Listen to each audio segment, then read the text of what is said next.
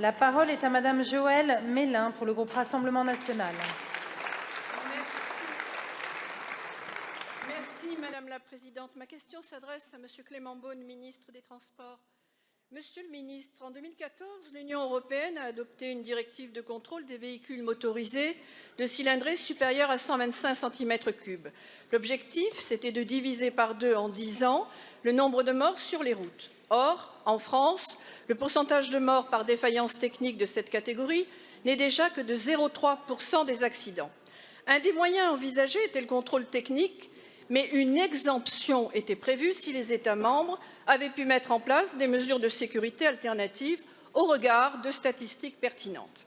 Malheureusement, l'État français ne l'a fait que partiellement. Suppression de tous les points noirs, double glissière de sécurité, amélioration de l'état de toutes les routes secondaires se font encore attendre.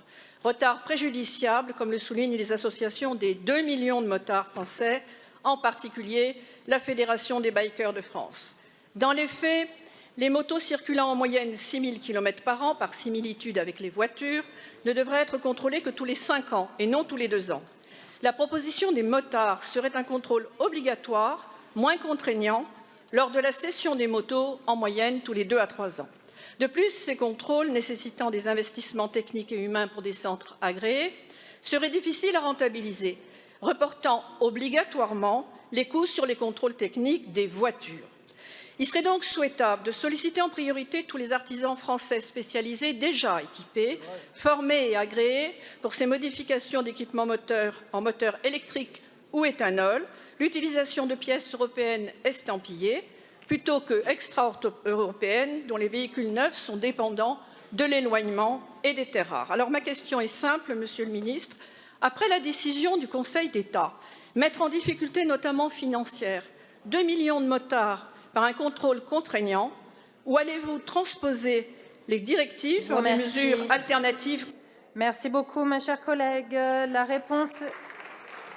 La parole est à Monsieur Clément Beaune, ministre délégué chargé des Transports. Merci Madame la Présidente, Mesdames et Messieurs les députés. Madame la députée Joëlle Mélin, vous rappelez l'historique d'un dossier important. Je voudrais apporter quelques précisions, car vous l'avez dit, pour 2 millions de motards en particulier, c'est une forte préoccupation partagée par le gouvernement. Il y a une directive qui date de 2014, qui prévoit 2 options, soit la mise en place d'un contrôle technique. La vérité oblige à dire que c'est l'option qu'ont suivi l'immense majorité des pays européens, parfois d'ailleurs de longue date, et une option qui consiste à mettre en place des mesures alternatives. Je veux préciser parce qu'on ne peut pas laisser croire des choses qui seraient inexactes aux motards qui attendent des réponses précises.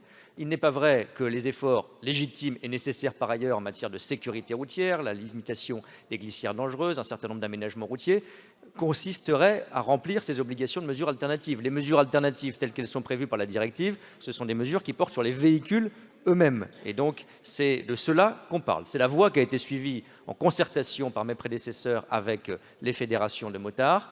Et plusieurs fois, des mesures alternatives ont été décidées, présentées. Le gouvernement avait décidé de poursuivre dans cette voie. Il y a eu des recours. Nous sommes dans un état de droit. Le Conseil d'État a livré son interprétation sans ambiguïté de la directive par sa décision du 31 octobre dernier. Et il demande de mettre en place un contrôle technique. Le gouvernement doit le respecter. J'ai néanmoins décidé, partageant les préoccupations que vous avez relayées, qui sont là aussi légitimes, notamment sur la question de pouvoir d'achat, notamment sur les questions de sécurité qui sont partagées par tous les motards. J'ai engagé une concertation avec l'ensemble des partis, fédérations de motards que j'ai reçues à 2 reprises, dès cet été la semaine dernière, les associations requérantes et ce matin encore, les centres techniques agréés qui seraient en charge de ces modalités de contrôle. Parce que je partage l'idée que l'on doit faire les choses de la manière évidemment conforme au droit et aux décisions du Conseil d'État, mais en préservant le pouvoir d'achat, en prenant des mesures qui sont proportionnées. Et c'est à l'issue de ces concertations que le gouvernement, j'aurai l'occasion d'y revenir, les présentera avant la fin de l'année, en préservant le pouvoir d'achat et la sécurité au mieux. Je vous remercie, Monsieur le ministre.